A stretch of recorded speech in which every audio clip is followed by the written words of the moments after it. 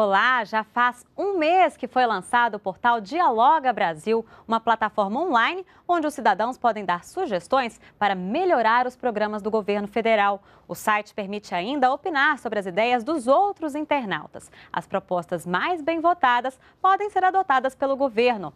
Nesta sexta-feira, o projeto foi divulgado em Fortaleza, no Ceará. Vamos ver como foi. E para começar agora de verdade este nosso encontro, eu convido para se juntarem a nós, eles, a quem cabe receber as propostas de cada um de vocês. Gostaria de chamar aqui ao palco e ao centro do nosso debate o ministro-chefe da Secretaria-Geral da Presidência da República, Miguel Rosseto. Boa noite, ministro. Muito obrigada por sua participação. Ministro da Cultura, Juca Ferreira. Boa noite, ministro. A ministra do Desenvolvimento Social e Combate à Fome, Tereza Campelo. O ministro da Educação, Renato Janine. O ministro da Justiça, José Eduardo Cardoso. O ministro da Saúde, Arthur Quioro. O governador do estado do Ceará, Camilo Santana. E agora ela, a nossa presidenta, Dilma Rousseff.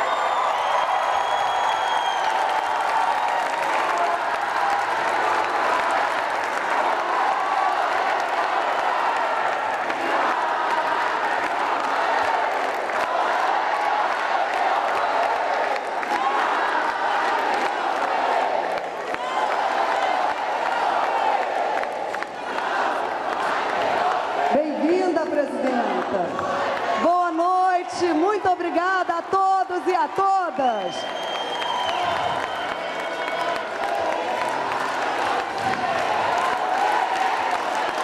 É isso aí, minha gente. Participação, colaboração, diálogo.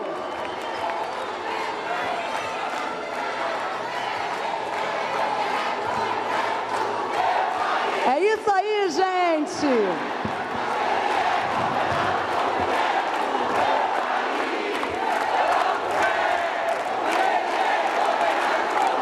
O meu país!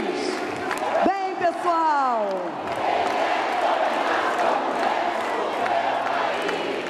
Muito bom, minha gente! Agora que está todo mundo aqui, estão todos acomodados, bem-vindos, boa noite, fiquem à vontade. Eu quero convidar agora o ministro Miguel Rosseto para falar da gente e para a gente sobre participação social, construção coletiva. A gente tem que falar da nossa plataforma, que é a razão de estarmos aqui hoje, nessa noite, aqui em Fortaleza, no Ceará. Então, com vocês, o ministro Miguel Rosseto. Boa noite a todos vocês, amigos do Ceará, presidenta Dilma Rousseff, governador Camilo, senador Pimentel, senador Eunício, deputado José Guimarães, deputados estaduais, federais, prefeitos, todos vocês que estão aqui conosco, prefeito de Fortaleza, enfim, conselheiros, militantes, representantes da sociedade civil que estão aqui conosco. Uma boa noite a todos vocês. Nós, meus amigos e amigas, por orientação da presidenta Dilma Rousseff, o diálogo com a sociedade brasileira organiza o nosso governo. Nós temos um compromisso, a partir das eleições, de continuar mudando o nosso país sob a liderança da presidenta Dilma Rousseff. E tanto mais vamos mudar, e melhor vamos mudar, na medida em que aprofundamos o diálogo com a sociedade em todas as regiões, em todos os nossos estados e municípios. Assim estamos fazendo, nos conselhos, nas conferências, fizemos aqui no PPA participativo, estamos inovando, meus amigos e amigas, e por isso estamos aqui no Ceará nesse momento. Nós estamos lançando, apresentando aqui no Ceará uma grande plataforma digital para ampliar a participação da sociedade brasileira para a transformação do nosso país. Ao lado dessas conferências, a sociedade brasileira, todos brasileiros e brasileiras, de todos os municípios, de todas as idades, têm agora um instrumento, uma ferramenta de diálogo direto com a Presidente da República, com os ministérios e com o governo. É o Dialoga Brasil e o Dialoga Brasil Ceará, que será apresentado hoje pelos ministros e pela Presidenta Dilma. Nós queremos, com isso, amigos e amigas, ampliarmos a participação de vocês, novas propostas, conhecer os grandes programas que vêm mudando o nosso país, melhorar os nossos programas, ampliar as sugestões e criar com isso uma relação próxima, rica e produtiva do governo, capaz de melhorar os nossos programas. Por isso estamos aqui, estamos felizes de estarmos aqui com todos vocês. E quero, por fim, fazer e compartilhar uma homenagem com todos vocês, de um cearense, de um grande brasileiro nascido aqui em Canoa Quebrada. Um cearense, meus amigos e amigas, que há 134 anos atrás, aqui em Fortaleza, foi capaz de, com coragem, compromisso e ousadia, dizer não à escravidão do país. O nosso grande dragão do mar, o nosso Francisco do Nascimento, teve a ousadia de dizer não ao transporte dos negros escravos para a economia do Sul. Isto foi lá em 1881. Se o Brasil acabou com a escravidão em 1889, aqui no Ceará ela terminou antes. O Ceará foi o primeiro estado a acabar com a escravidão do país em 84. E agora, nesse momento, que a coragem, o compromisso, a luta daquele povo nos ilumine a todos. A luta deles continua com a nossa luta. Sejam todos muito bem-vindos. Um abraço a vocês. Muito importante. Muito bons esclarecimentos. Vamos dar continuidade. Obrigada, ministro Miguel Rossetto. Bom, gente, como o ministro falou, o nosso Dialoga Brasil está aberto. O Brasil fica bem melhor quando a gente participa, não é? Então, a gente quer falar com vocês. Você pode fazer as suas propostas, conhecer os programas e políticas públicas que já estão no nosso portal e apoiar a contribuição de outros participantes. Entra aí, www.dialoga.gov.br. Deixe a sua proposta. Bem, para começar essa nossa conversa, o nosso diálogo de hoje, eu gostaria de convidar os nossos ministros para fazer uma breve apresentação sobre os programas que estão no Dialoga. Então, vamos começar com a cultura. Cultura, ministro Juca, boa noite, muito bem-vindo, está com a palavra. Boa noite a todos e a todas. Eu também quero prestar minhas homenagens ao Estado do Ceará por ter tido esse gesto tão importante para o Brasil de ter abolido a escravidão 4 anos antes do resto do Brasil. Isso é um exemplo de que quando a gente quer, a gente pode e a gente faz. Eu queria dizer o seguinte, o Ministério da Cultura, nesses 12 anos, vem construindo políticas públicas com a participação da sociedade, dos artistas, dos produtores, dos grupos culturais. Nós temos vários mecanismos de participação, mas é evidente que o Dialoga Brasil coloca o diálogo do governo com a sociedade numa escala infinitamente maior.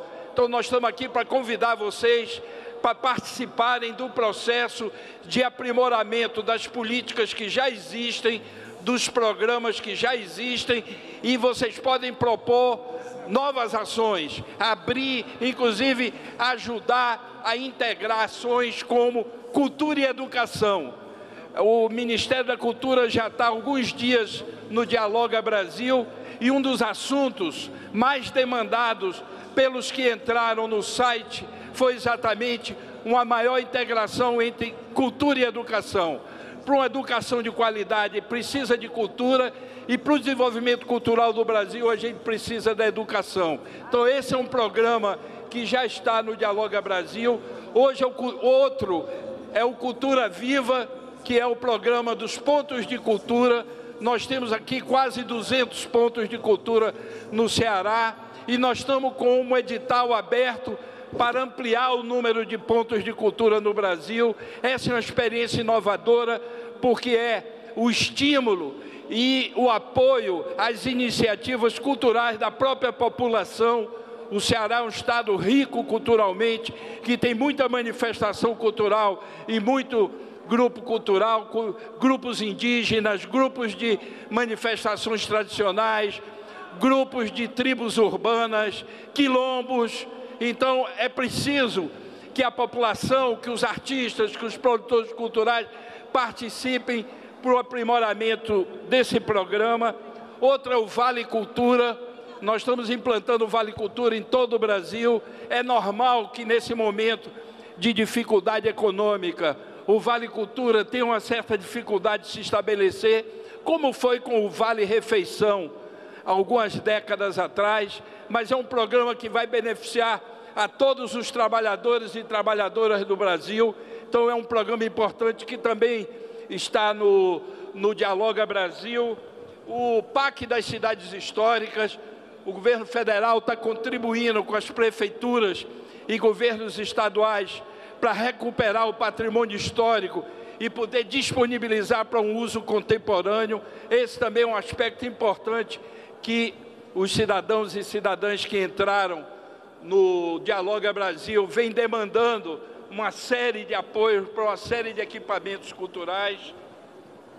Nem todos os programas do Ministério vão estar no Dialoga Brasil, mas quem quer se aprofundar nas políticas, nos programas e nas ações do Ministério, podem, através do Dialoga Brasil, entrar no site do Ministério e dialogar com qualquer um dos programas. Então, estou convidando a todos, não só os artistas, os produtores culturais, mas a toda a sociedade a ajudar a aprimorar esses programas culturais do governo federal. Muito obrigado. Muito obrigada, ministro. Vamos dar prosseguimento falando sobre redução da pobreza. E estamos agora esperando a ministra, a nossa ministra mulher, ministra do Desenvolvimento Social e Combate à Fome, Tereza Campelo, com vocês. Muito boa noite a todos, a todas, conselheiros, sociedade civil. Boa noite, presidenta Dilma. Boa noite, governador Camilo, senadores, deputados, parceiros dessa agenda de construção de um Brasil sem miséria e sem fome.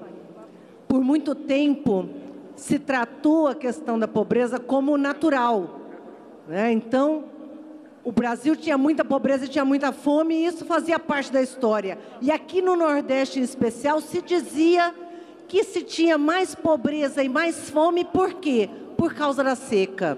Nós estamos hoje, presidenta, em 2015, há 100 anos da grande seca de 1915, cantada aí em verso e prosa da nossa escritora Raquel de Queiroz, e hoje, com uma seca tão grave quanto a que nós vivemos, o povo cearense, o povo nordestino viveu em 1915, uma seca tão grave, e nós enfrentamos essa seca de outra forma. Por quê? Porque convivemos com o semiárido, discutimos e não aceitamos que a pobreza é natural. Muitas foram as ações que permitiram que a gente superasse essa situação de fome no Brasil, o Brasil saísse do mapa da fome, superasse uma situação de extrema pobreza, como o Luz para Todos, como várias ações que nós fizemos de valorização do salário mínimo. Eu queria falar sobre duas em especial para vocês, o Bolsa Família e as nossas cisternas, porque são várias ações, não vamos conseguir falar de tudo.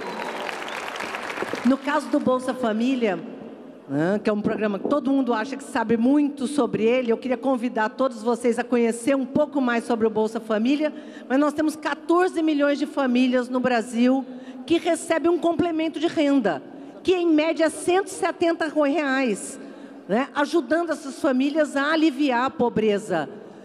o dinheiro de cada uma delas. São 14 milhões de famílias no Brasil. Aqui no Ceará, 1 milhão de famílias recebem um Bolsa Família, mas são 2 bilhões de reais que todos os anos ingressam aqui no Ceará, ajudando a economia, dinamizando a economia nas pequenas cidades, as pequenas feiras, a indústria, o comércio. Portanto, é bom não só para quem está recebendo o Bolsa Família, mas para toda a população. Mas tem dois benefícios que o Bolsa Família traz junto com a renda, que eu acho que são muito mais importantes que ele. Um é com relação à educação. Nossas crianças têm que estar na escola para que a família receba o Bolsa Família. Tem que ter frequência. São 17 milhões de crianças no Brasil acompanhadas mensalmente, fora do trabalho infantil, fora das ruas, graças ao Bolsa Família. Aqui no Ceará, 1 milhão e 100 mil crianças e jovens na escola, garantindo que a gente rompa com aquele ciclo da pobreza, que é os filhos dos pobres, os filhos dos analfabetos serem pobres e serem analfabetos. Nós estamos rompendo com esse ciclo da pobreza, garantindo educação e garantindo essas crianças na escola. Um outro dado que eu acho que é um dado que é muito, muito estratégico e importante, são os de saúde. 9 milhões de famílias no Brasil são acompanhadas com ações de saúde da família, nos postos de saúde, nas unidades básicas de saúde. Aqui no Ceará são 740 mil famílias acompanhadas. Nossas crianças são pesadas, são medidas, são vacinadas e graças a isso nós reduzimos em 60% a mortalidade infantil das crianças pobres no Brasil. 0,5% do PIB tem garantido essas vitórias. Redução na mortalidade infantil, garantindo inclusive que a gente supere não só esse debate preconceituoso que acha que a pobreza e a fome decorriam da seca, mas que diziam que os nordestinos eram uma sub-raça porque achavam que os nordestinos eram menores. Nós estamos com as nossas crianças maiores. Por quê? Comida. Nós estamos superando a história dos homens gabirus com o quê? A alimentação saudável, e agora temos uma luta maior, que é a luta contra a obesidade e o sobrepeso, tendo superado a situação de fome. Temos ainda muito a fazer. Temos ainda um longo caminho, mas já conseguimos avançar na caminhada e estamos no caminho certo. A outra ação, que eu acho que é uma ação estratégica, porque mostra o quê? Que pobreza não é só renda, pobreza é oportunidade. E as cisternas são uma oportunidade para a população pobre, para comunidades isoladas que não teriam acesso à água se não fosse com a cisterna. Nós conseguimos levar cisternas para 1 milhão e 200 mil famílias, 1 milhão e 200 mil mulheres que carregavam água na cabeça, muitas vezes com as suas crianças. 1 milhão e 200 mil cisternas, 25% aqui no Ceará. São 276 mil cisternas. O Ceará é o melhor executor de cisternas que nós temos. Todas as nossas ações estão avançadíssimas e proporcionalmente é o estado que mais tem cisterna. É o número 2 em número absoluto, mas proporcionalmente, de longe, é o que mais executou cisterna. É ou não é, Cristina? Então, nós temos uma ação fundamental, estratégica. Agora, queremos muito mais. Queremos garantir oportunidades. O Ceará tem uma outra ação de destaque, presidente, importante, que é o quê?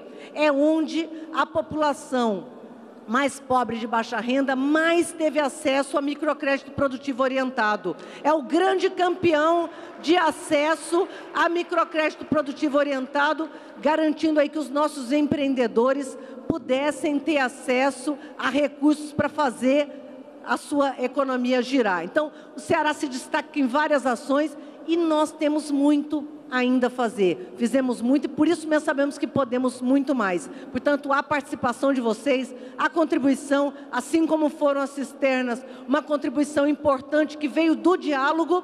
A gente acha que tem muito, fizemos muito, mas temos muito ainda a fazer. Contamos com vocês, vem para o Dialoga. Obrigada. Muito obrigada, ministra. E vamos dar prosseguimento ouvindo o ministro da Educação, Renato Giannini. Boa noite, ministro. Boa noite a todos, boa noite, presidenta, colegas ministros, governador, parlamentares, movimentos sociais, cidadãos, cidadãs brasileiros, cearenses. Vou falar mais do ensino superior, porque o MEC tem muitas ações. Aliás, eu tenho orgulho de estar no Ministério, que é tão conhecido pela sigla quanto pelo nome completo. As pessoas sabem que MEC quer dizer educação. E nós temos muitas atividades, e uma delas que sobressai é toda a lógica da inclusão, do avanço do ensino superior, que mais que dobrou no Brasil desde 2013, desde o governo do presidente Lula, continuando com a presidenta Dilma.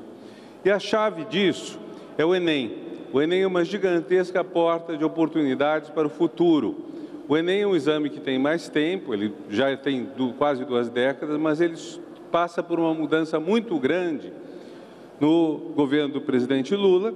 Ele começa a ser um exame que é o melhor vestibular do Brasil. Não tem vestibular do Brasil que você compare com ele. Por quê? Porque o Enem é um vestibular, não é de conteúdos, ele é de inteligência. Ele pede o raciocínio, ele não pede decoreba. Isso é uma mudança gigantesca. Mas todo ano, quando a gente divulga o Enem, a gente tem um problema, ou tinha um problema, que é que ele é usado para mostrar qual a escola que teve a melhor nota, qual teve a segunda, a terceira, disputa de mercado, disputa de comércio, disputa de escolas privadas para ver qual emplacou o primeiro lugar, e sempre dizendo que as escolas públicas ficaram para o fim.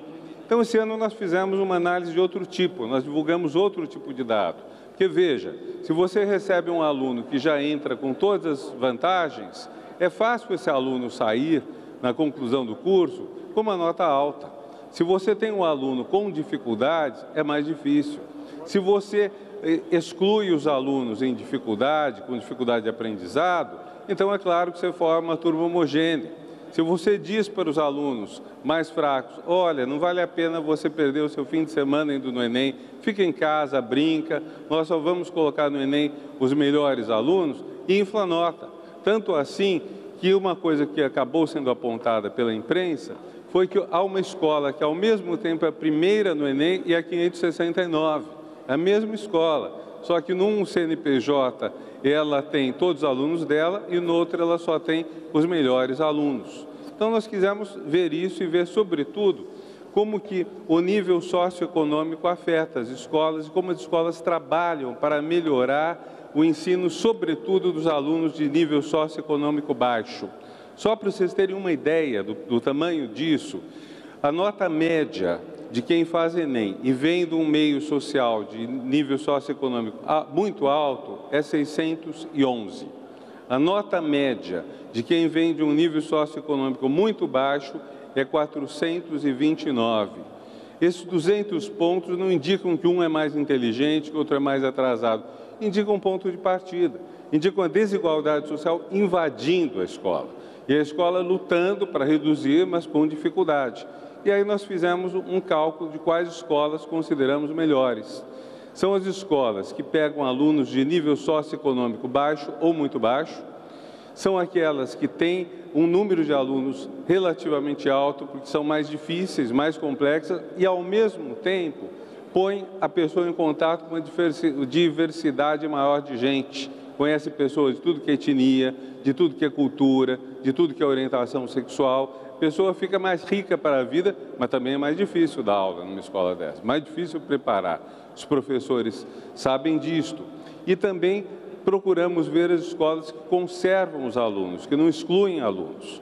E as 10 melhores escolas públicas estão no Nordeste, por esse critério. As 10 melhores.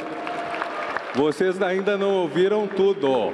Espera um pouco, espera um pouco. Eu disse isso na semana passada em Pernambuco e eles ficaram muito felizes porque tem 3 delas que estão em Pernambuco. Mas eu não disse para Pernambuco uma coisa que eu vou dizer aqui, que as 2 melhores não estão em Pernambuco. Onde vocês acham que estão as 2 melhores? Bom, então, alguém de vocês é de Mauriti? Tem alguma pessoa da cidade de Mauriti aqui? Alguém conhece Mauriti? Mauriti, há muita gente, né? Você é de lá?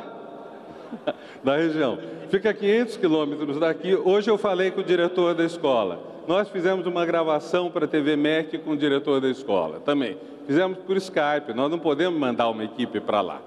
Nós fizemos uma gravação, eu conversei com o diretor. Mauriti, só para vocês terem ideia, a nota da redação em Mauriti foi 702. É uma nota muito alta, não é? Ela foi uma das notas mais altas. Eu perguntei para o diretor, eles tiveram uma média geral em tudo de 500. Eu perguntei para o diretor, então, qual o segredo, professor Júlio César? Qual o segredo que vocês têm para ter conseguido isso? Ele falou 2. Primeiro, eles envolveram os pais. Isso é muito importante, eu acho que a gente nunca vai poder deixar de insistir nesse ponto. O pai tem que apoiar a educação. O pai e a mãe tem que solidarizar com o filho. Não interessa se o pai e a mãe têm a mesma inteligência e sabem resolver os problemas. O que precisa é ele incentivar o filho, ele mostrar para o filho que a educação é uma porta de oportunidades, como está dito no Enem.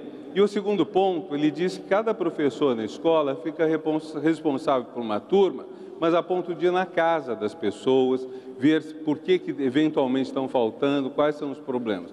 Não é um segredo, vamos dizer, tão difícil. Dá trabalho, dá muito trabalho, mas dá muito resultado. E eu estava esquecendo, a escola se chama Padre João Bosco de Lima. E a segunda melhor escola, que também é do Ceará, é de Sobral.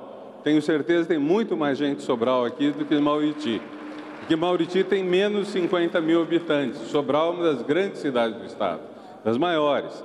E é a escola do deputado Cesário Barreto Lima. Eu acho que esse Lima dos dois não é só coincidência. Não é que a família Lima dê escolas assim necessariamente geniais. Também um desempenho muito bom. Eu acho que isso é um exemplo para o Brasil. Nós temos que pegar essas escolas públicas que têm resultado e dar como exemplo. Mas, para continuar, o Enem, então, estabelece essa porta de entrada e ele permite que a pessoa tenha o seu sonho do ensino superior. Vocês vejam o SISU. Termina o Enem, você pode se inscrever para as vagas nas instituições federais, nas escolas, nas universidades federais, 63, todas gratuitas. Vocês podem se inscrever em várias estaduais que fazem parte. A USP esse ano também entrou em alguns cursos aí. Até instituições de Portugal estão no SISU, algumas. Vocês têm 261 mil vagas aí. Quando o SISU começou, eram 60 mil. Quando o presidente Lula assumiu, em 2003, as vagas em todas as instituições federais, ainda não tinham SISU, eram muito menos do que hoje. Hoje nós temos 261 mil no ano. Se nós passarmos a etapa seguinte, é o ProUni, um segundo momento em que a pessoa pode ter um apoio do governo federal para o ingresso no ensino superior. Todos sabem do ProUni. ProUni é um gigantesco programa de bolsas integrais ou parciais para entrar no ensino superior. E nós conseguimos, com isso, colocar esse ano mais de 300 mil alunos no ensino superior graças ao ProUni. E a nossa terceira porta é o FIES. O FIES, este ano, deu 314 mil vagas. Veja, um ano de crise, um ano de dificuldade econômica, o governo federal colocou 906 mil pessoas só com esses 3 programas no ensino superior. Para vocês terem ideia do tamanho, são 45% dos que entraram no ensino superior esse ano. Imaginem que não houvesse 3 programas. Teria entrado 900 mil a menos. Teríamos tido 1 milhão de alunos entrando no ensino superior. Se passamos de 3 milhões a quase 8 milhões de alunos no ensino superior esses anos, foi por causa de programas como esses. E a coisa não termina aí. Temos também o SISUTEC, para o ingresso no ensino técnico do emprego, mais 70 mil vagas. O Enem abre, então, para quase 1 milhão, se eu quiser ser exato, 976 mil vagas. Isso é muito importante. E tudo isso está acoplado, não posso deixar de mencionar, com a lei de cotas, que amanhã completa 3 anos. Amanhã são 3 anos da lei de cotas, que levou, nesse período, 111 mil afrodescendentes para o ingresso no ensino superior. São os dados da Secretaria de Políticas de Igualdade Racial, divulgados ontem, 111 mil. Isso ainda, ela não está em pleno vigor, porque é um prazo para ser implantada.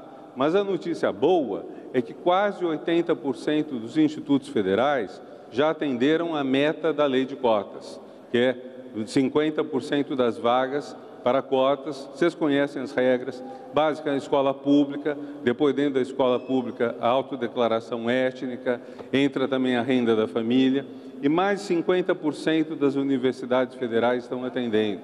Nesse estado, em que 2% da população, 66,5%, são considerados ou se declaram pretos e pardos, o que é interessante nos processos de inclusão é que eles têm sido, inclusive, mais intensos do que a própria média da população negra no Estado. Vou só dar um dado para não encher vocês de números, mas no caso do Pronatec, 88% das vagas no Ceará foram ocupadas por negros. Da mesma forma, mulheres. Se nós olharmos Pronatec, pegar só o dado Pronatec, 60% do Pronatec no Ceará é de mulheres. Vocês veem, então, que aquelas que foram historicamente discriminados estão conseguindo um lugar muito maior ao sol com as nossas políticas de inclusão, com qualidade, com rigor, do que tinham antes. Então, nossa expansão é feita, mas ela não perde a qualidade. Ela está focada naquelas pessoas que não tinham oportunidades para soltar o seu talento. O ministro Juca poderia falar talvez horas sobre quantos novos talentos artísticos foram revelados à medida que ele deslocou o foco do Ministério da Cultura daqueles que sempre eram os clientes habituais para aqueles que eram inabituais e são de outros lugares. Para concluir, para não deixar de falar do futuro, o futuro nosso é das crianças. Nós temos, então, que ter um olhar muito atento à criança desde o nascimento. Creches. Creches são uma das prioridades do Plano Nacional de Educação, são uma das prioridades do governo. Nós temos 435 creches no estado do Ceará que foram recém-construídas ou estão em andamento. 104 foram concluídas nos últimos tempos. Nós temos mais de 300 que estão em andamento ou em projeto já concluído. Então, é um trabalho importante que cobre todas as áreas da educação e que precisa do apoio de vocês todos. E esse apoio se dá de todas as maneiras. Mas, se eu posso frisar um ponto, é que ninguém deixe de apoiar, se for pai, se for mãe, de apoiar a educação do filho. Que ninguém deixe de incentivar seu filho, seu irmão mais novo, a estudar, a se desenvolver, a crescer para o futuro. Isso é o que importa. Muito obrigado. Muito obrigada, ministro. Importantes destaques. E agora, vamos dar prosseguimento falando de segurança pública. E convocamos com a palavra o ministro José Eduardo Cardoso. Bem, boa noite para todos, para todas. Boa noite, presidenta. Boa noite, ministros, ministras. Um desejo de todos os brasileiros e de todas as brasileiras é de viver em paz. É de viver com felicidade, viver com segurança. E para isso nós precisamos melhorar muito o sistema de segurança pública do Brasil. Infelizmente, o Brasil é um dos países mais violentos do mundo. O Brasil é o país que tem o maior número absoluto de homicídios no mundo. E é o 7º país que tem homicídios em relação à proporção da sua população. Exatamente para isso, nós estamos fazendo algumas propostas que nós queremos debater com vocês. No Dialoga Brasil, essas propostas estão colocadas no site. Eu vou rapidamente dizer quais são as 4 principais propostas que estão aí e que nós queremos ouvir a opinião de vocês. Primeira proposta, nós queremos fazer um pacto nacional para a redução dos homicídios no Brasil. Esse pacto, que passa pela junção de todas as polícias, que passa pela junção de todos os órgãos e que conta com a participação da sociedade, pretende reduzir, em média, no Brasil, 5% dos homicídios por ano. Parar de crescer e chegar a 5%. Para isso, nós queremos integrar as polícias dentro do mesmo plano. Para isso, nós queremos criar câmaras de acompanhamento dos homicídios com o Poder Judiciário Estadual, com o Ministério Público Estadual, com as defensorias, com a OAB. Para isso, nós vamos estabelecer metas, vamos criar um mecanismo de gestão integrado. Este é o plano. E, presidenta, já tem um estado que saiu na frente nesse plano. Quero dizer à senhora. E é justamente o estado do Ceará. Por quê?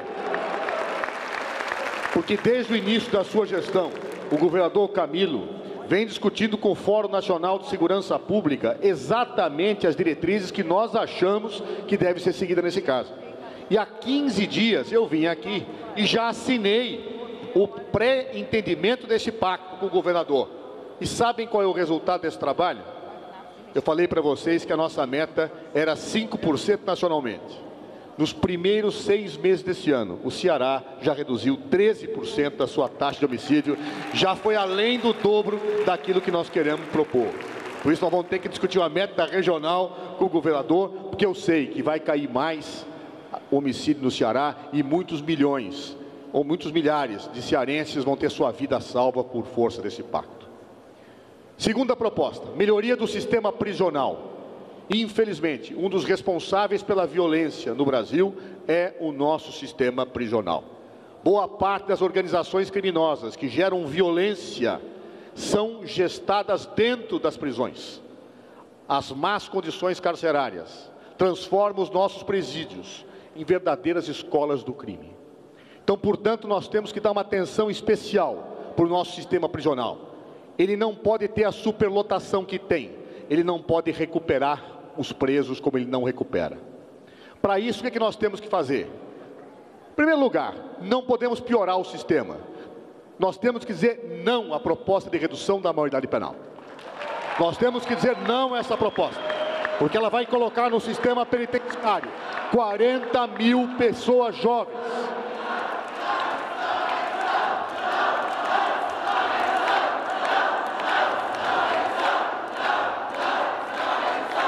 É isso aí, não a redução.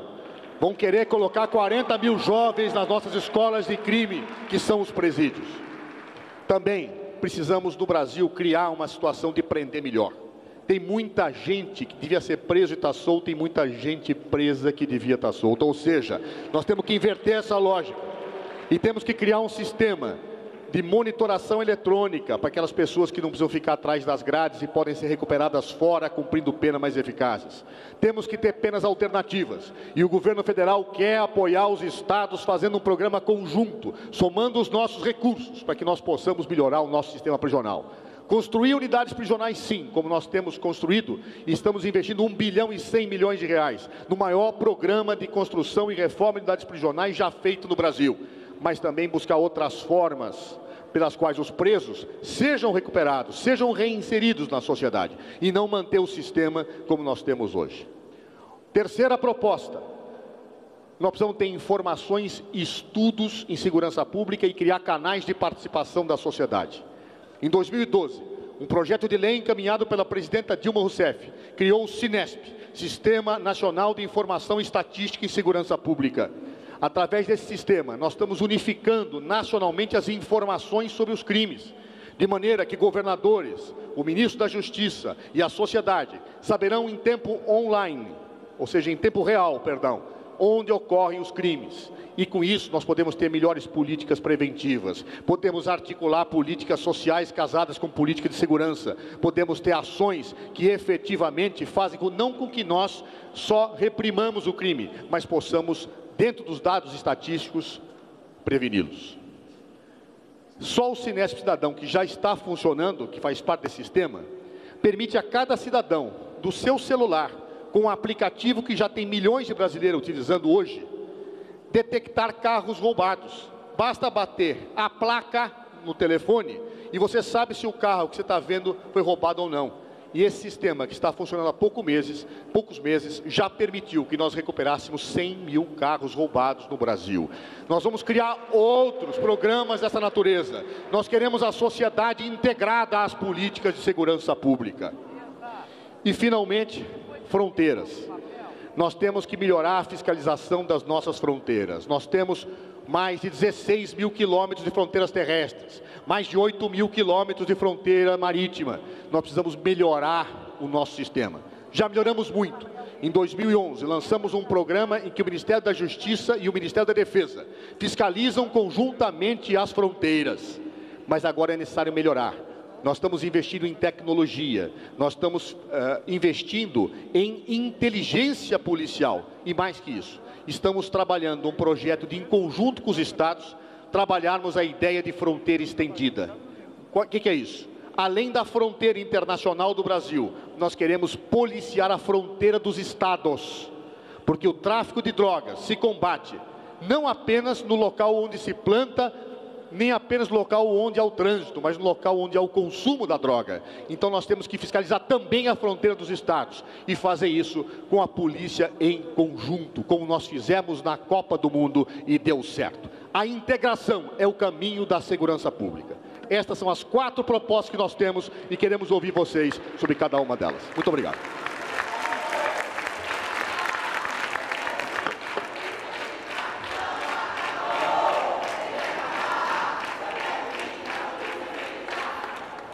Vamos lá, vamos dar continuidade. Muito obrigada, ministro. Não à redução. Vamos lá agora escutar algumas palavras sobre os nossos programas em debate. Ministro Chioro, com você a palavra.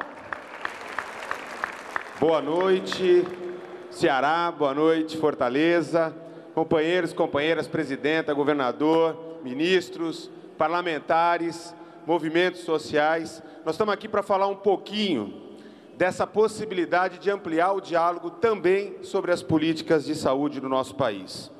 No ano que nós vamos ter, agora em dezembro, a 15ª Conferência Nacional de Saúde, que a militância da saúde está discutindo em todo o Brasil, nas conferências municipais, agora nas estaduais, quais são as propostas para o nosso novo Plano Nacional de Saúde para os 4 anos. E agora o Dialoga nos permitirá também a participação direta, com propostas, votando as propostas e dizendo o que é melhor para construir um Brasil mais saudável. Eu queria falar rapidamente de alguns dos programas, não dá para falar de todos, mas antes de falar dos programas, eu quero colocar para vocês de uma maneira muito clara: o compromisso da sociedade brasileira tem que ser melhorar o nosso sistema de saúde. Eu, como ministro da Saúde, tenho muita clareza de que o SUS construiu muito mais vida, vem permitindo salvar as pessoas, cuidar melhor, prolongar a vida, diminuir a mortalidade, mas nós estamos muito distantes de aonde a gente quer e aonde a gente vai chegar. Esse é um primeiro ponto, admitir que nós precisamos melhorar a saúde do nosso Brasil, não só para garantir mais acesso, mas para garantir um atendimento com mais qualidade, um jeito mais humanizado, mais respeitoso, que trate cada brasileiro, cada brasileira de forma mais digna. Para isso, a presidenta Dilma tomou uma decisão no ano de 2013, e eu quero começar falando sobre ele, que é o programa Mais Médicos para o Brasil. Uma mudança de verdade, porque permitiu, vejam bem, permitiu que 63 milhões de brasileiros, quem mais precisava do SUS, tivesse o direito de ter atendimento médico, o atendimento com uma equipe de saúde da família completa no seu bairro, na sua região. A gente pensa que é só a população do interior, do semiárido, a população quilombola, os assentamentos, mas não é verdade não. É verdade que hoje todos os nossos distritos de saúde indígena contam com equipes médicas completas. É a primeira vez em 515 anos de história oficial do Brasil que a gente tem atendimento em todos os distritos de saúde. Mas na periferia das grandes cidades, nas grandes cidades brasileiras, nós encontramos lá o Mais Médicos funcionando. São 18.240 médicos em todo o Brasil. E a ampliação, olha que interessante. As últimas vagas que nós abrimos este ano, mais de 4.000 vagas autorizadas pela presidenta Dilma, foram integralmente preenchidas por médicos brasileiros. No início, a resistência e o sucesso do programa. A aprovação da população, a aprovação dos gestores, fez com que esse programa passasse a ser, de fato, uma política de Estado para cuidar bem da população brasileira. Aqui no Ceará, são 5 milhões de cearenses atendidos pelo Mais Médicos. 1.480 médicos. Mais do que foi falado hoje à tarde. De lá eu não conseguia dizer. 5 milhões, gente. Aqui em Fortaleza, 241 médicos. Só para se ter uma noção, hoje, 64% dos médicos que trabalham em atenção básica no estado do Ceará pertencem ao Mais Médicos. Isso significa que nós estamos conseguindo começar a fazer a lição de casa de cuidar bem do povo brasileiro. E olha, não é só garantir acesso. A gente tem ouvido coisas, as pessoas dizerem para a gente que agora elas se sentem cuidadas com dignidade, porque o médico olha nos seus olhos, escuta o que ela tem para falar, toca no seu corpo, respeita, é tratado com dignidade. E é essa saúde, é esse SUS que nós queremos para o nosso país. Nós estamos fazendo um investimento também muito grande para melhorar a estrutura dos postos de saúde. Só aqui no Ceará, são 1.687 postos de saúde recebendo recursos do governo federal para, junto com as prefeituras e o governo do Ceará, fazer reforma, ampliação, construção. Nós estamos também abrindo mais vagas de medicina. Na verdade, o Ministério da Educação com o nosso apoio. Aqui no Ceará já foram autorizadas, desde que começou o Mais Médicos, 110 novas vagas e outras 387 estão em fase de autorização pelo Ministério da Educação e nós do Ministério da Saúde juntos, para poder permitir, correndo atrás, permitir que os brasileiros possam ter direito a estudar na sua região e fazendo a interiorização da medicina. Chega dessa história de que só na capital, só lá no Sudeste, se tem curso de medicina. Nós queremos que o acesso à formação dos futuros médicos sejam feitas por aqueles que têm compromisso para cuidar da sua comunidade. Olha, eu podia falar um monte mais de coisa, podia falar das UPAs, podia falar do SAMU, essa política pública muito recente, iniciada em 2003, que hoje já atende mais de 150 milhões de brasileiros. São mais de 3.300 ambulâncias, 75 ambulâncias aqui no Ceará, 6 motolâncias num trabalho conjunto que salva vidas e que hoje tem a credibilidade da população brasileira. Eu podia falar, também está no Dialoga para a gente conversar, sobre assistência farmacêutica, porque é muito importante a gente contar com o cuidado que o SUS oferece, os medicamentos gratuitos, são mais de 880 medicamentos gratuitos, mas nós também temos o programa Aqui Tem Farmácia Popular, no estado do Ceará, 616 farmácias credenciadas, que atendem mais de 1.300.000 cearenses, que têm medicamentos subsidiados ou gratuitos para hipertensão, diabetes e asma. Mas eu queria finalizar falando que a gente não pode só correr atrás da doença, não. O desafio é diagnosticar e tratar quem a gente precisa, ter a rede cuidando bem, investir na melhoria dos hospitais, trabalhando junto com o Estado e com as prefeituras, mas da saúde se cuida todo dia. Eu quero, por exemplo, registrar, presidenta, que o governo do Estado está tendo um grande sucesso e nas próximas semanas nós esperamos conseguir atestar a eliminação do sarampo, que foi um problema importante aqui no Estado e graças a um esforço muito importante nós vamos conseguir vencer, né, Camilo? Nós temos que enfrentar a dengue, mas nós temos também que lidar com outras coisas muito sérias e que aqui no Estado é prioridade. Todos nós sabemos que na cidade e no campo, na zona rural, se substituiu o cavalo, a bicicleta, o jegue pela moto. Bacana. Mas isso está custando. Só no ano passado foram 12.800 óbitos no Brasil por acidentes de moto. A maior parte deles concentrados aqui no Nordeste e no Norte. Portanto, não adianta ficar construindo mais hospital de trauma, mais UTI, mais ambulância, quando a gente pode trabalhar com prevenção. É a mesma coisa do direito das mulheres terem o seu bebê de parto normal. Nós temos que enfrentar essa agenda. O Brasil está vivendo uma epidemia de cesariana. E, portanto, nós temos que ter política pública e queremos dialogar com vocês como cuidar das mulheres com dignidade, uma política sexual reprodutiva que respeite a mulher na sua integralidade. E eu quero terminar destacando só um outro exemplo, o da obesidade. O Brasil, nós lançamos uma pesquisa com o IBGE na semana passada, está saindo, viu, Tereza, da desnutrição, da subnutrição e indo para o sobrepeso e para a obesidade direto. Isso aumenta a hipertensão, diabetes, o câncer, todos os problemas seríssimos para o nosso sistema de saúde. Gente, 58% da população adulta, vou repetir, 58% da população adulta tem sobrepeso. 21% da população adulta tem obesidade. 1 em cada 4 mulheres, 1 em cada 6 homens vivem hoje com o drama da obesidade. Portanto, uma política pública que pense a atividade física, a alimentação saudável é necessário. 1 em cada 3 crianças hoje no Brasil sofrem de obesidade. Imaginem que futuro nós vamos ter se nós não enfrentarmos essa agenda. Portanto, eu fiz um panorama muito rápido de um monte de política que nós precisamos discutir com a juventude, com os negros, com os índios, com as mulheres, com os trabalhadores, enfim, com todos os brasileiros preocupados em construir um Brasil mais saudável. Vamos dialogar pelo Brasil, pela saúde do Brasil. Obrigado. Muito obrigada, ministros.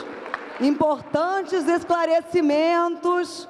Vamos dar continuidade, porque estamos aqui para dialogar. Muito obrigada a todos. Bom, gente, o nosso tema daqui hoje é o diálogo, é a participação, é a construção coletiva. Então, vamos lá, nós já recebemos no Dialoga Brasil mais de 10 mil propostas. E você também pode entrar no site e colaborar. Vamos lá. Todo mundo entrando, www.dialoga.gov.br.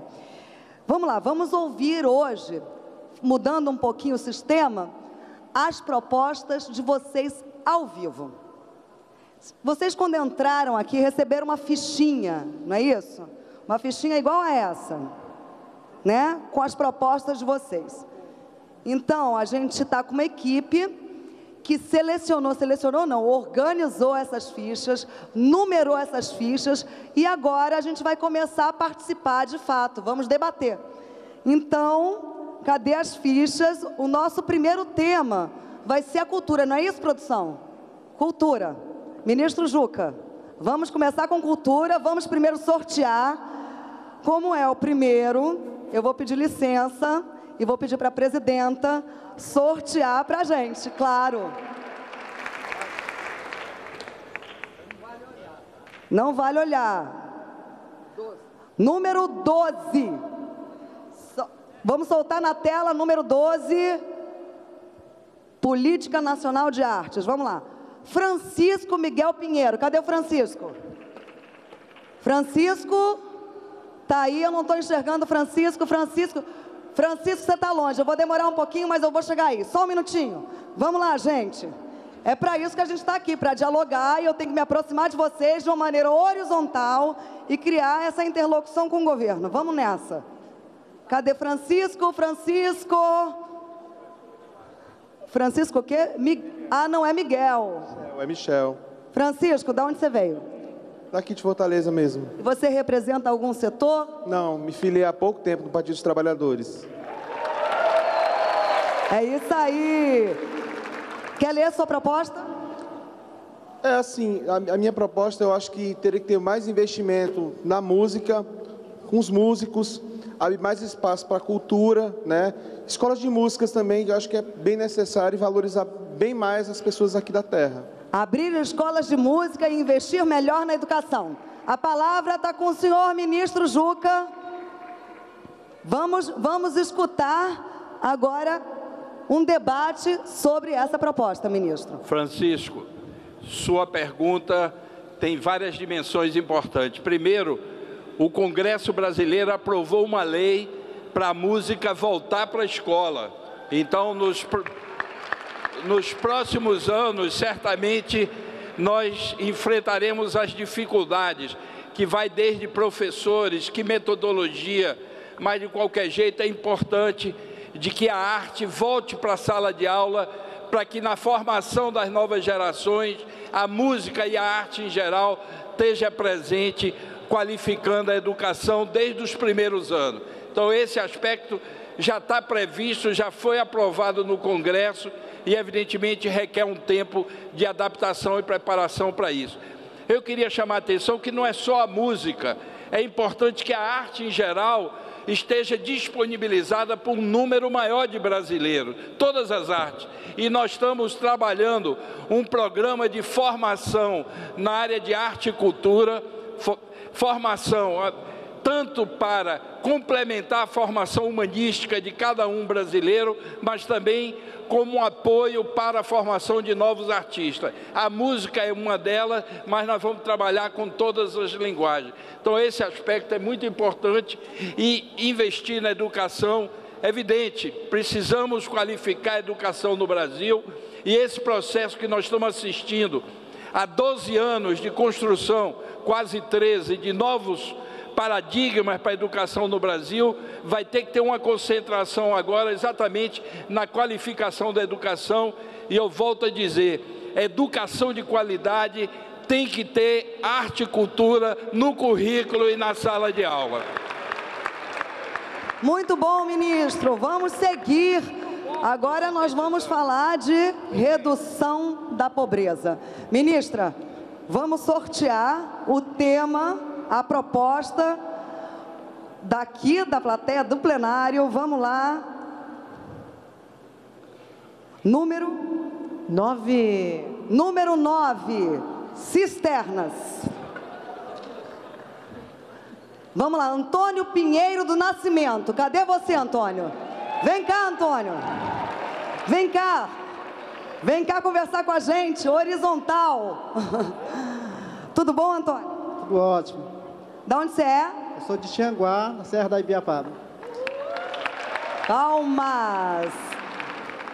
Você representa algum setor? Sim, eu sou assentado da Reforma Agrária, sou da direção dos sindicatos, estou na diretoria dos sindicatos de trabalhadores, representa também uma instituição, a SPAF, Escola de Formação e Cidadania, que trabalha também em convênio com a construção de cisternas e outras tecnologias de convênio com semiárido. Então vamos ler sua proposta, vamos lá?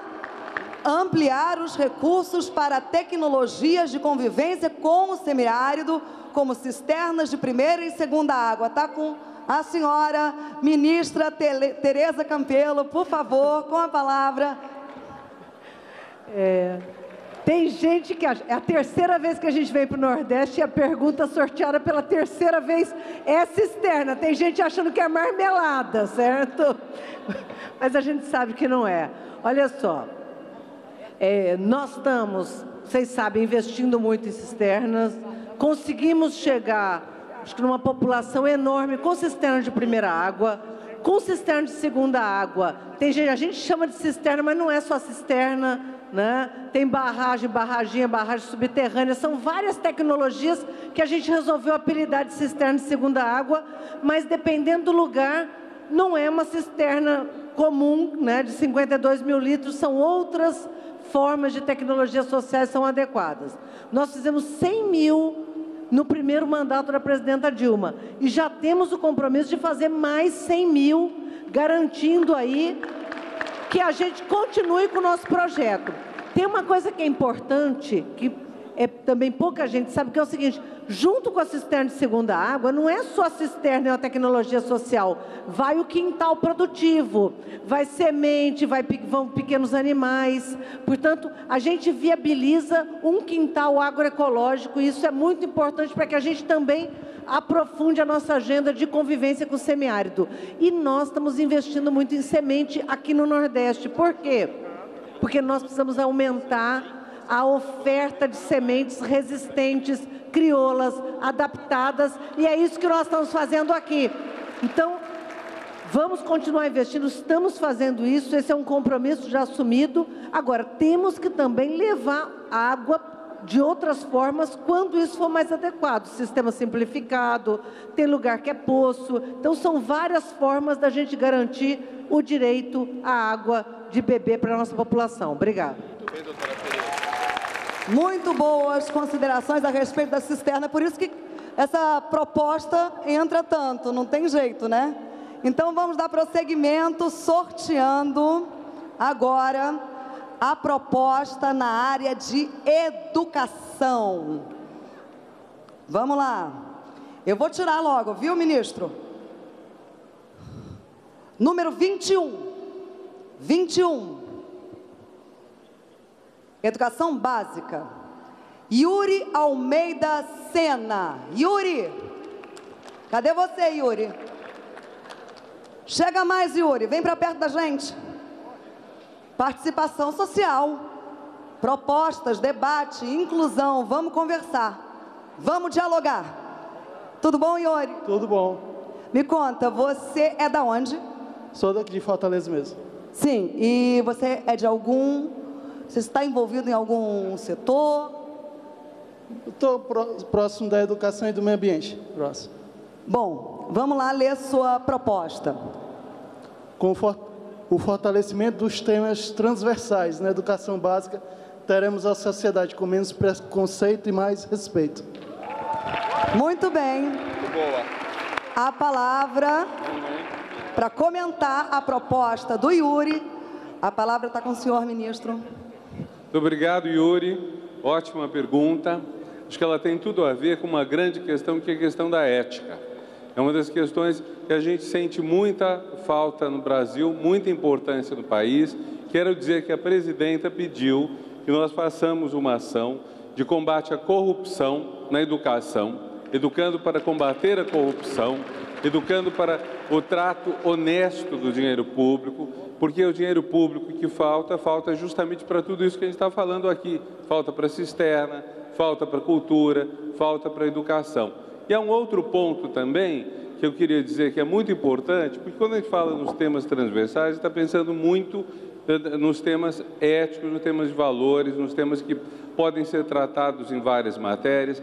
A ética é um assunto muito amplo, eu sou professor de ética, então a gente sabe que ela abrange muitos aspectos, mas eu queria frisar, além do combate à corrupção, um outro, que é a questão do combate ao ódio.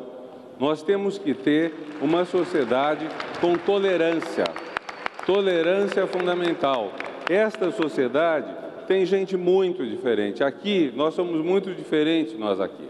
E estamos convivendo bem. Nós temos que entender cada vez mais que as diferenças têm que ser respeitadas. Num regime democrático, pode haver discussões, ninguém tem que concordar com os outros, as pessoas podem e devem manifestar suas discordâncias, mas devem manifestar com respeito ao outro e com argumentos. E aí a educação também é muito importante.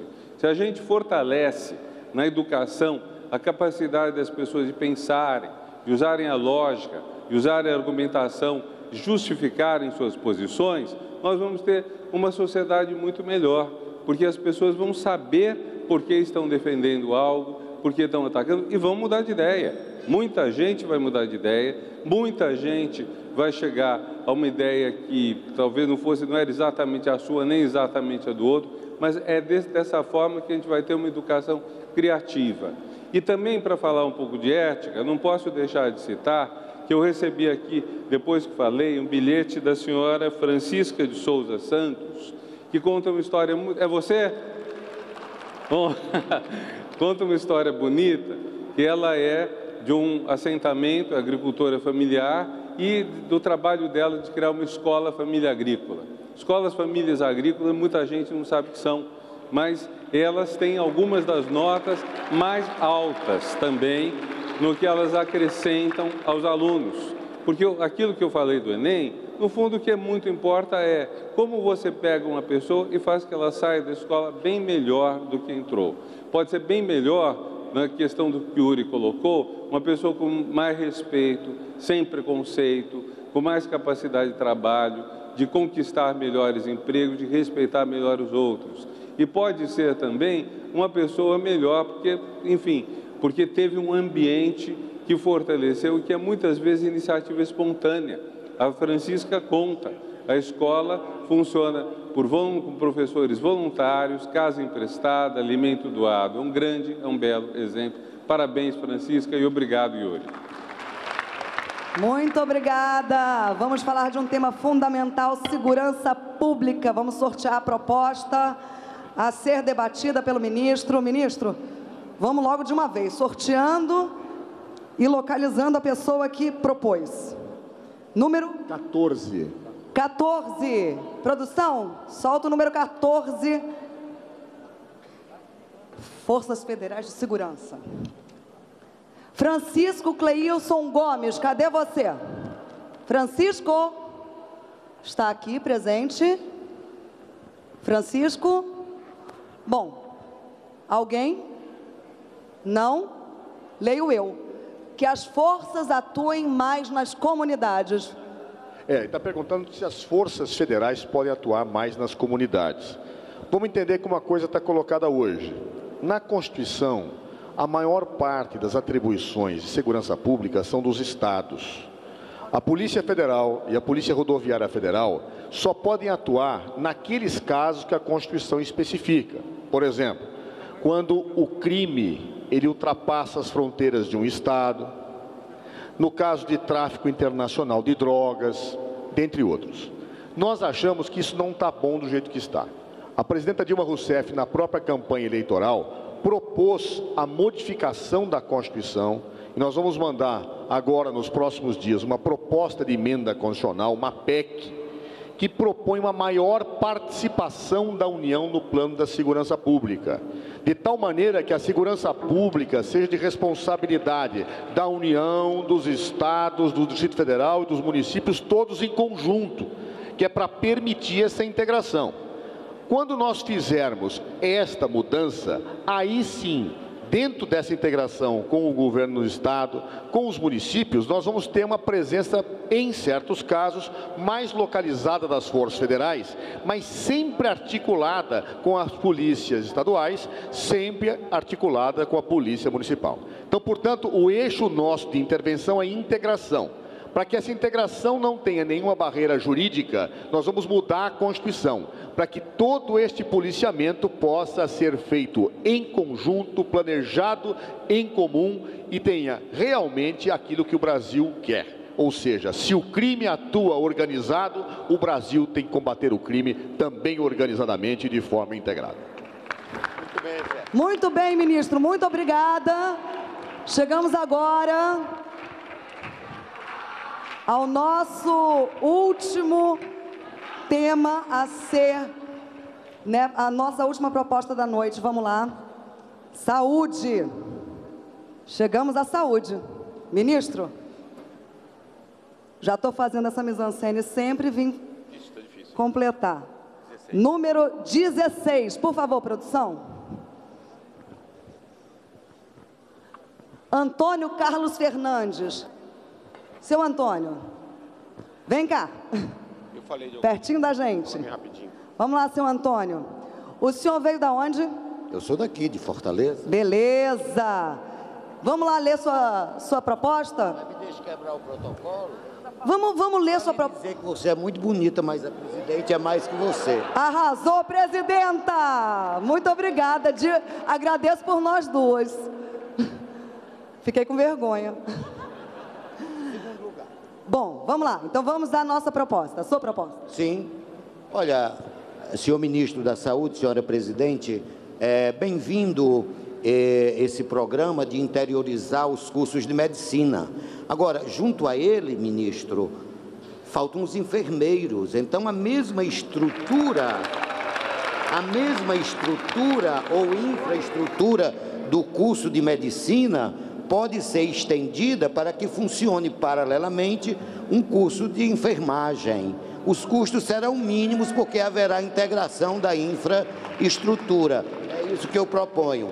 Então está aí a proposta do seu Antônio, mais cursos de medicina no interior, acompanhado de cursos de enfermagem. E deixe quebrar o protocolo. Presidente, a senhora é da minha idade. Pena que não nos encontramos na nossa juventude. Uau! Olha, gente, Fortaleza Fortaleza e o Ceará tá quente. Gostei, ousado.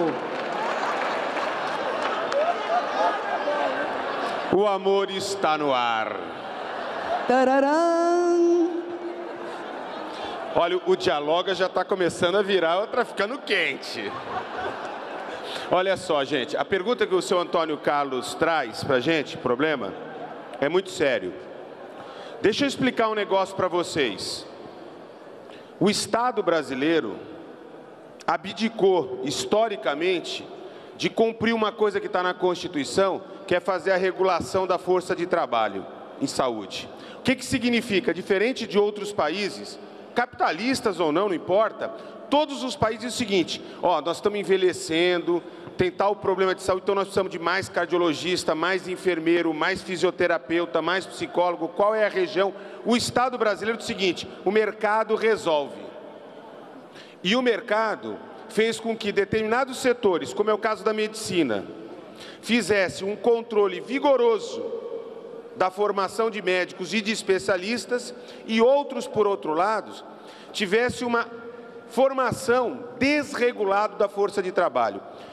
Quando a presidenta Dilma resolveu enfrentar o problema do Mais Médicos, nós tínhamos no Brasil 383 mil médicos. Isso dá 1,8 médicos por 1.000 habitantes. A Argentina tem 3, Uruguai 3, Espanha 4, Reino Unido 2,7 e nós 1,8. 5 estados tinham menos de 1 por 1.000. E se pegar aqui o Ceará, no interior do Ceará, muitas regiões estavam completamente desprovidas. Várias cidades não tinham.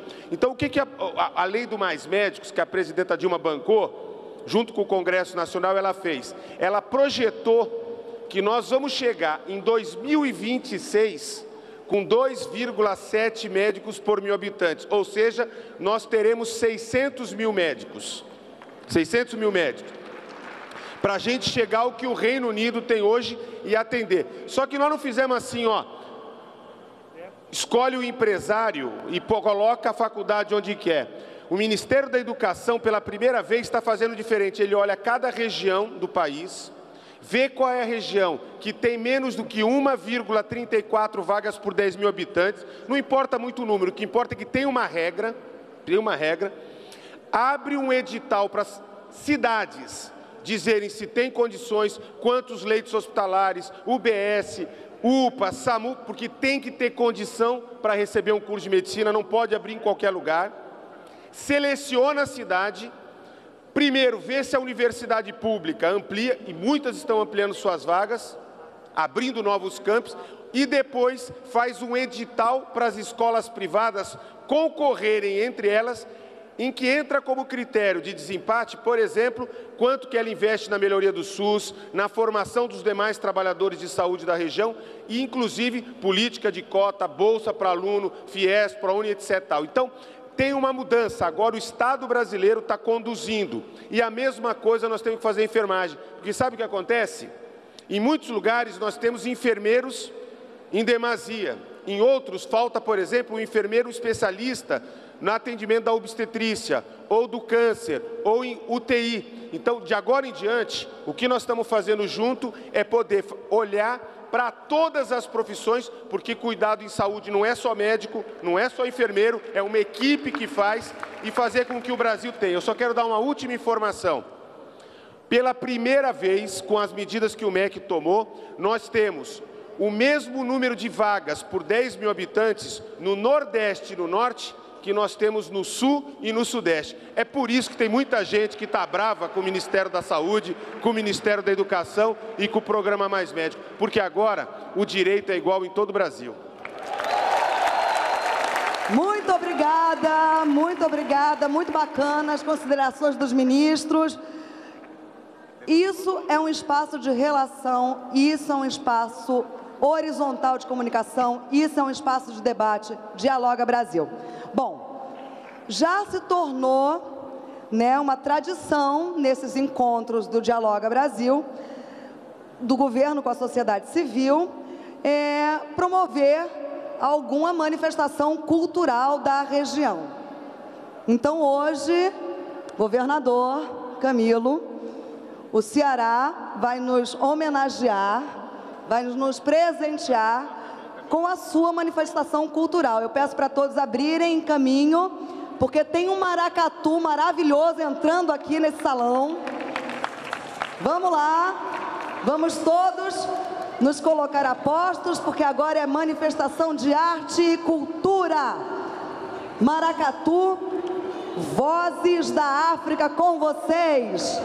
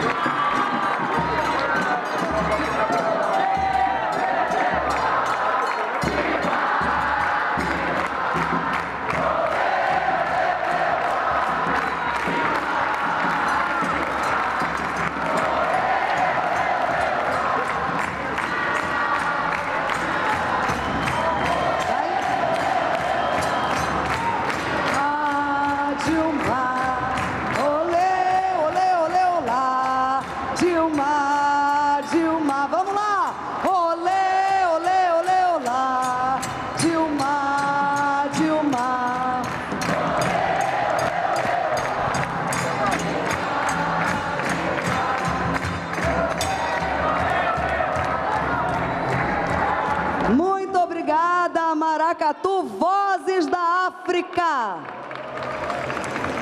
Muito obrigada às manifestações todas, manifestações culturais do povo cearense que estão aqui representadas com este maracatu. Parabéns, governador. Parabéns a todos os cearenses aqui presentes. Vamos lá, gente, vamos seguir. Vamos seguir o nosso Dialoga Brasil.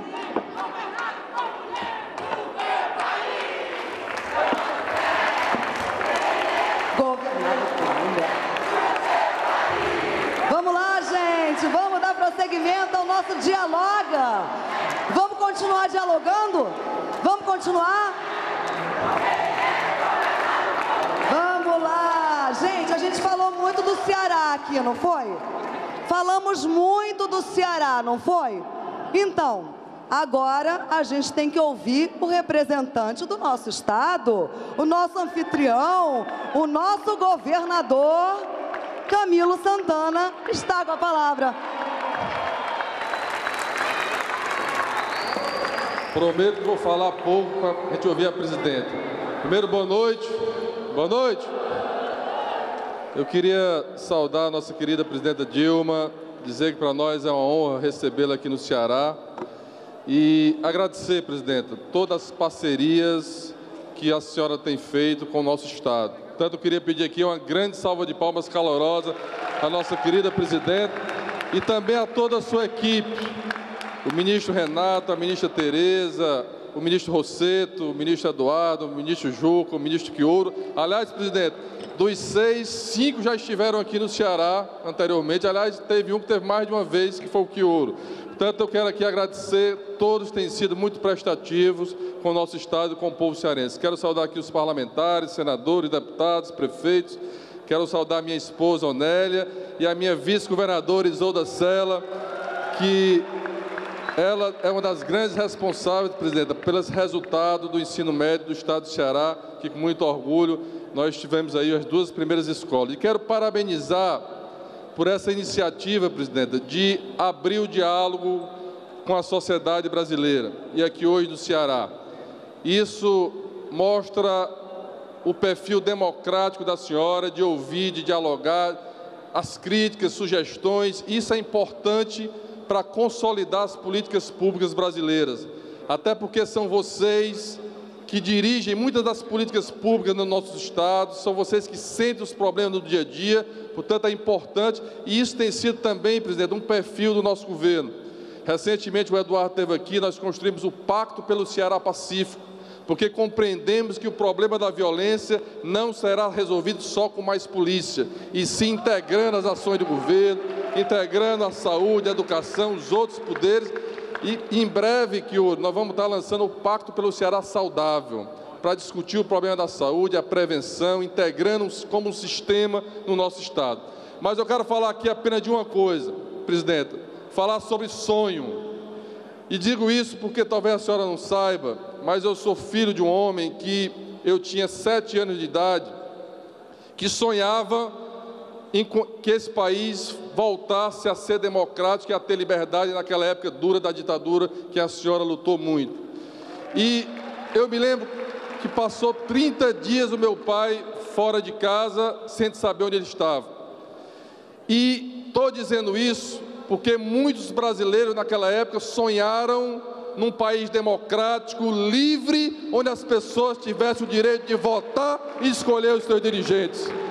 E quero dizer aqui que nós não vamos aceitar esse país que firam a democracia e respeita o mandato da presidenta Dilma. Segundo, sonho, porque todos nós sonhamos. Sonhamos com um futuro melhor.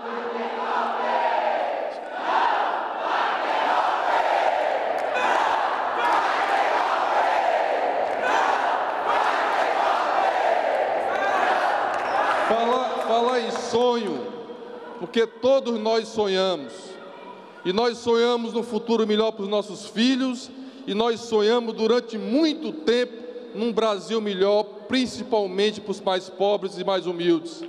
E foi a senhora, presidente, e foi o governo do presidente Lula que construiu as conquistas do povo brasileiro, porque não dá para pensar no Brasil, sem um ProUni, não dá para pensar no Brasil sem um FIES, que garante que um filho de um pedreiro, de um trabalhador, tem o direito de ir para a universidade. Não dá para pensar no Brasil sem um Bolsa Família, que tirou milhões de miseráveis da pobreza e deram dignidade. Não dá para pensar no Brasil sem um Minha Casa Minha Vida, que a senhora entregou hoje, quase 2.000 unidades há pouco tempo, que realiza o sonho das pessoas que sempre quiseram ter o teto para molhar, para colocar seus filhos. Não dá para pensar no Brasil sem o programa de cisterna de placas, que garante a água para a população difusa que mora na área rural. Não dá para pensar o Brasil sem o Mais Médico, que leva assistência de saúde a milhões de brasileiros e a famílias cearenses. Não dá para pensar no Brasil sem as políticas que atendem hoje as políticas das mulheres, dos quilombolas, dos índios, dos negros, das universidades que foram interiorizadas. Portanto, presidente, a minha única palavra: o Brasil, nós estamos juntos, vamos lutar pela democracia, e a nossa palavra é de agradecimento ao seu governo e às conquistas, que nós não vamos recuar nesse país e nem aqui no Ceará. Muito obrigado.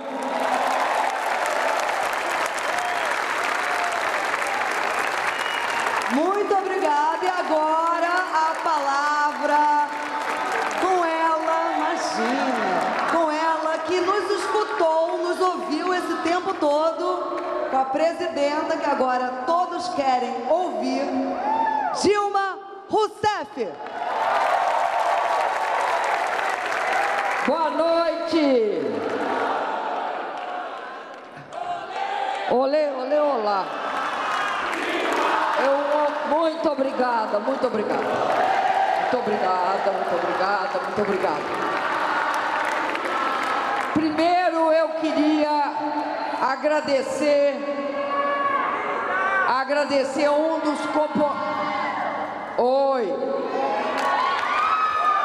Eu queria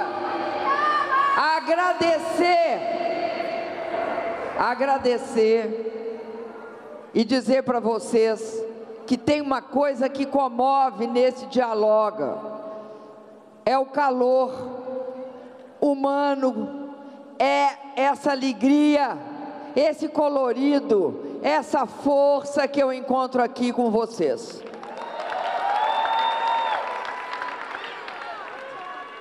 Eu também te amo. E agora eu quero também dizer para vocês que eu fico muito feliz de estar aqui. E vou mudar a minha fala. Eu vim aqui dialogar. Os meus ministros falaram. Então, eu vou dialogar com aquilo que vocês mandaram para mim enquanto eu estava sentada ali. Primeiro, eu queria dialogar dizendo, me mandaram uma poesia, um cordel sobre o dragão do mar. Quer ajuda, presidenta? Eu não sei quem foi que eu quero. Me dá então esse cordel, você segura isso aqui. Obrigada. O cordel fala o seguinte, do autor é o Clevison Viana. O Clevison mandou para mim e disse o seguinte, eu vou ler um pedaço do cordel. 4 anos antes que o Brasil abrisse mão e decretasse de fato o fim da escravidão, o Ceará deu o exemplo promovendo a redenção. Por que hoje, 2015, esse cordel é ainda importante? Porque no nosso país, primeiro, a escravidão durou tempo demais, e a gente tem de falar dos heróis. Mas depois é por outro motivo, é porque até hoje nós temos de combater a discriminação. A discriminação, e aí quando a gente fala em discriminação, entre as discriminações, a primeira que nós temos de combater é aquela que recai sobre a população negra do nosso país. Nós vivemos isso no entorno, vocês devem estar lembrados, na antevéspera da Copa, quando uma porção de atos de intolerância, preconceito e discriminação contra nossos atletas negros começaram a aparecer por aí. Esse não é o Brasil. O Brasil é um país que é multiétnico, ou seja, multicolorido. As nossas peles são as mais diferenciadas, mas tem um forte componente da raça negra que nos conformou. Por isso, a gente tem de honrar até hoje o dragão do mar. A segunda coisa que eu queria falar era agradecer o Antônio Carlos, porque Antônio Carlos, não sei se ele está aí ainda, não é todo dia que a gente recebe uma declaração. Fico muito agradecida, viu, Antônio Carlos? Fico extremamente agradecida, muito, muito gentil da sua parte. A terceira coisa que eu queria falar é sobre um outro cordel. Esse cordel é de uma mulher chamada Cristina Poeta. Chama Vigores de Gênero. E eu vou ler, cadê a Cristina? Cristina, eu vou ler um pedaço da Cristina, porque esse pedaço também do cordel mostra como é importante, e ela reivindica que a gente dê importância aos poetas. Pois eu vou dar, viu, Juca? Importância aos poetas populares. Ela diz o seguinte: aos homens e mulheres, também quero lembrar, não maltrate um ao outro, para apenas de bem se dar, nem destrua a vida alheia, para poder vir se vingar. Aqui, sabe, Cristina, eu quero falar sobre uma coisa importante pela quantidade de mulheres que estão aqui presentes, que é o compromisso do meu governo com o combate à violência que recai sobre a mulher só pelo fato dela ser mulher. E aí, eu queria destacar duas coisas. Queria destacar, primeiro, as legislações. A Lei Maria da Penha, que transformou em crime a violência contra a mulher. E segundo, a Lei do Feminicídio, que torna o crime mais pesado se for assassinato de mulheres pelo fato de ser mulher.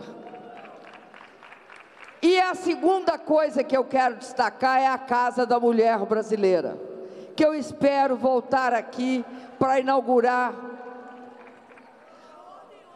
Deu ordem de serviço ontem, mas eu estou querendo voltar aqui para inaugurar a Casa da Mulher Brasileira. Aí a Casa da Mulher Brasileira é que nem o Dialoga Brasil. Ela, na verdade, é a Casa da Mulher Cearense. E aí, eu quero, você podia me dar? Eu quero falar de outras coisas que vocês mandaram para mim.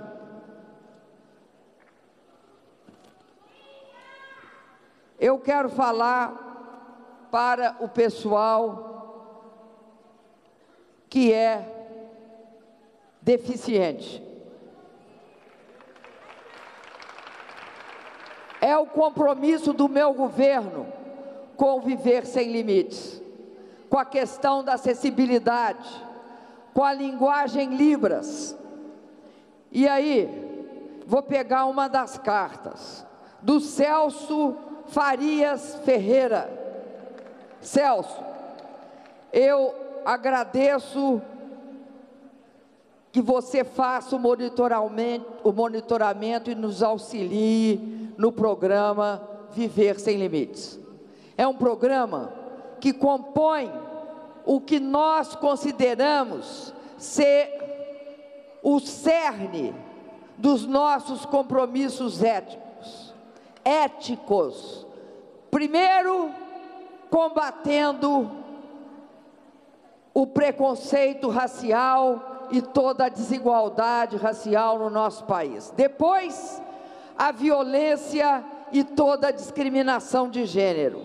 E agora, assegurando o compromisso que nós temos com a questão de reconhecer que todas as pessoas têm o direito de viver sem limites. E que isso é ainda mais bonito nas pessoas com deficiência. Eu quero dizer para vocês que ontem eu recebi os atletas olímpicos e paralímpicos. Os atletas paralímpicos, eles conquistaram 253 medalhas no Brasil e ganharam o primeiro lugar na Olimpíada, na Paralimpíada do Pan-Americano. Por isso, também acho que esse é um componente essencial do governo. Nós não tocamos nele aqui, nenhum dos 3 compromissos, mas eu considero que esse é o cerne do compromisso com uma das questões mais importantes, que é isso que o nosso ministro da Educação chamou o combate ao ódio. É a base da atitude ética do meu governo.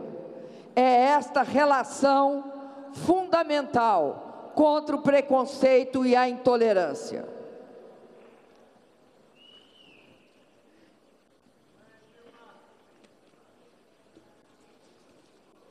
Ah, não, é uma coisa linda que me mandaram, lindíssima.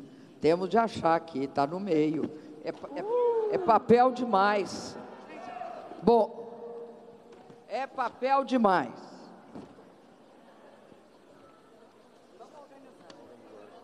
Pera lá, gente, é o nordestino nordestinando. Esse laranja não. Aqui. Achei!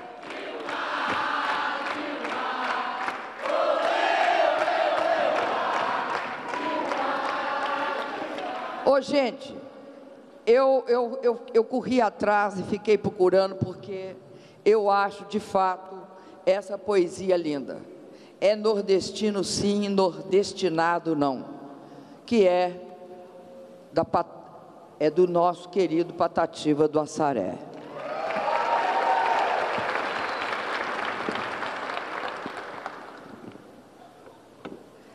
Que é justamente essa frase, nordestinos sim, nordestinados não. Por que isso? E aí eu quero dizer que é um outro compromisso ético fundamental do meu governo, que é com a percepção que o Brasil é feito nas suas regiões, nos seus estados. Não existe um Brasil que não esteja em algum estado da federação ou em alguma cidade. Daí a importância que eu acho que desde o governo do presidente Lula assumiu para nós a questão da igualdade regional. Nós não queremos uma região igual a outra, mas nós queremos as regiões do Brasil com a mesma oportunidade. E o que acontece e o que aconteceu na história desse país? aconteceu que o Nordeste brasileiro concentra 25% da população desse país. Concentra toda uma história e uma cultura. Concentra uma riqueza humana extremamente forte, além de ser aqui o início do chamado Brasil moderno. Mas não concentra a riqueza para as pessoas, não concentrava as oportunidades para as pessoas. O Dialoga Ceará tem de começar com um ponto. Tem de começar com a afirmação que o meu governo tem um compromisso fundamental com os nordestinos, os cearenses e toda essa população imensa que mora, que vive, trabalha, estuda e cria aqui nessa parte do nosso país. E quero dizer para vocês que por isso é que nós olhamos com especial atenção e muitas vezes implicaram conosco por causa disso. Disseram que nós olhavam para nós com preconceito e falavam: ah, você só tem voto no Nordeste. Eu quero dizer para vocês que eu muito me orgulho e agradeço extremamente ter recebido os votos nordestinos. E digo isso porque é o reconhecimento do enorme esforço feito, primeiro para o retirante nordestino, que saiu daqui e foi para São Paulo, e para olhar o Nordeste, para o Nordeste ser visto, ele se tornou presidente da República. Foi por ele que nós começamos a olhar o Nordeste. Depois, eu quero dizer para vocês que esta questão não é uma questão trivial no Brasil. Aqui, no Nordeste brasileiro, tem uma quantidade imensa, tem uma riqueza imensa, que é fundamental para o nosso país crescer e virar uma nação desenvolvida. Quero também dizer para vocês que tem uma outra questão que é parte integrante do compromisso ético do meu governo, que é com a igualdade social. Eu chamei de igualdade social e vou explicar em que sentido eu estou usando a palavra igualdade.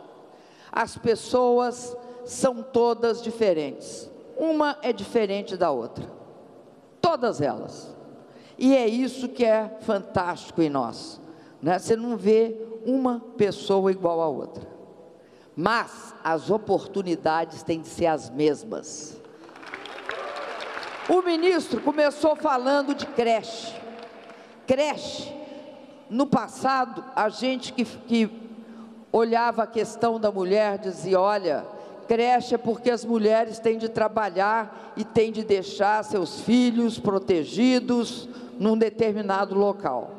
Continua sendo importante por isso, mas a creche, a importância da creche não é essa, da creche e de toda a educação infantil. A importância porque ataca a raiz da desigualdade. Porque é ali que começa a desigualdade no nosso país. É ali que o Estado brasileiro pode fazer diferença.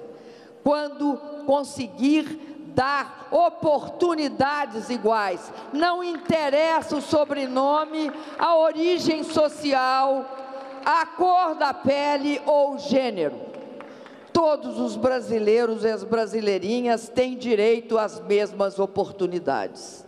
Eu dou esse exemplo porque ele é facilmente perceptível, porque uma criança é uma criança em qualquer lugar. Agora, está provado que há estímulos que têm de ser dados às crianças, porque isso favorece o desenvolvimento das crianças. Então, essa questão da igualdade de oportunidades não é uma questão trivial. Porque vocês pensam o seguinte: como é que a filha do pedreiro conseguiu ser doutora?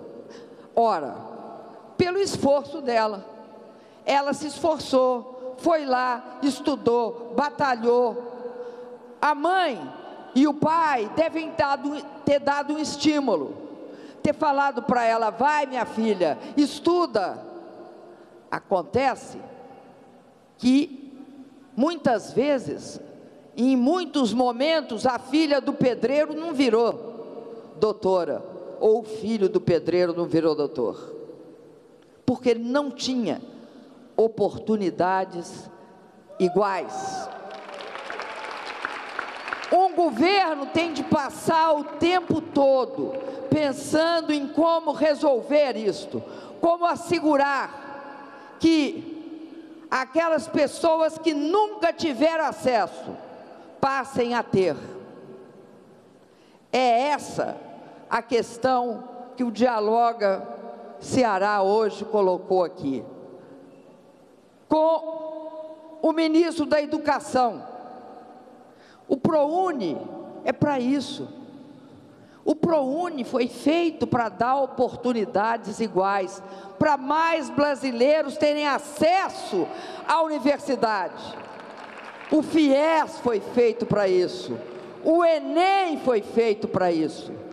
Todas as coisas que nós fizemos em políticas sociais foi para dar oportunidades iguais.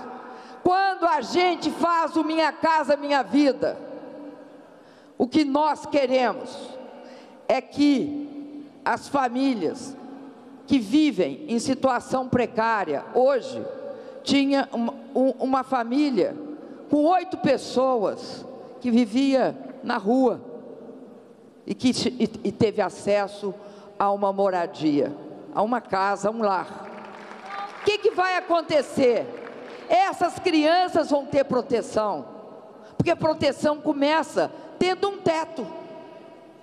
Isso é da história da nossa espécie. Nós sempre procuramos nos abrigar. E aí, eu quero dizer para vocês que, por isso também, nós resolvemos fazer o Mais Médicos. O Mais Médicos é impossível. Primeiro, porque a gente não acha legal a gente ter 1,8 médicos por 1.000 habitantes e ter gente com 2 ou 3. A gente fica com um certo incômodo, que aqui, na vizinhança da América Latina, os outros países têm de 2 a 3 médicos por habitante. E nós temos 1,8. Agora, mas não é só por isso, não, nem sobretudo por isso. É porque o pessoal mais rico, o pessoal de classe média, vai no médico e o médico tem de atender, olhar direitinho, querer saber o que é a história da doença ou da saúde dele. Ele quer atenção, e isso também vale para a nossa população. E eu agradeço sim, porque falam, mas eu agradeço sim a parceria feita com o governo cubano e com a OPAS. Eu agradeço porque eles nos ajudaram a superar esse problema. Enquanto a gente não tem médico formado, como é que a gente atendia a população? Eles nos ajudaram, eles deram um exemplo de humanidade com os nossos doentes. Nós temos de ter, em relação a eles, extrema gratidão. Agora, ao mesmo tempo, nós temos de providenciar médicos brasileiros, porque não é possível que um país com 203 milhões de habitantes tenha menos condições de formar médico do que um país bem menor que nós, que é uma ilha. Afinal de contas, é importante também interiorizar a formação, porque isso é a mesma coisa que eu falei antes, igualdade de oportunidades, porque quem mora no interior tem direito de fazer um curso de medicina como quem mora na capital, e de preferência um curso muito bom. Então, o Dialoga é um exercício que nós fazemos de dialogar e escutar. Escutar por quê? Porque na grande maioria das vezes, tudo que nós fizemos não porque nasceu na cabeça da gente, mas porque a gente escutou o que as pessoas diziam que tinha de ser feito. Aí, quando eu entrei aqui, teve uma moça que é ali ouvidora da OAB, que disse para mim uma frase, que a arte de construir um mundo melhor é ouvir e agir. Eu diria para vocês, ela tem toda a razão, ouvir, debater, entender o outro e agir. Então, eu fico muito feliz de estar aqui. Por quê? Porque eu tenho um parceiro do diálogo aqui. O parceiro meu do diálogo, em termos de governo, é o governador Camilo Santana. E os nossos parceiros do diálogo são vocês. Então, nós viemos aqui fazer isso, escutar, debater e agir. Espero que esse nosso princípio fundamental, que é o princípio do respeito, o princípio de não aceitar discriminação e de querer que as pessoas tenham oportunidades iguais, seja o princípio que move a cada um de nós no governo, vocês nas áreas de atividade de vocês. Respeito, igualdade de oportunidades e, finalmente, muita esperança no coração. Quero dizer para vocês, nós vamos voltar a crescer, gerando emprego, renda, reduzindo a inflação. E, sobretudo, nós não vamos deixar que tudo que nós conquistamos, que os programas que com tanta força nós construímos, tenham qualquer retrocesso. Um grande abraço e muito obrigado. Nós acompanhamos a divulgação do Dialoga Brasil em Fortaleza, no Ceará. Lá, a presidenta Dilma Rousseff e os ministros divulgaram os programas de governo e ouviram as sugestões dos cearenses. Lembrando que o site do projeto é o dialoga.gov.br. Continue com a gente aqui na NBR, a TV do Governo Federal.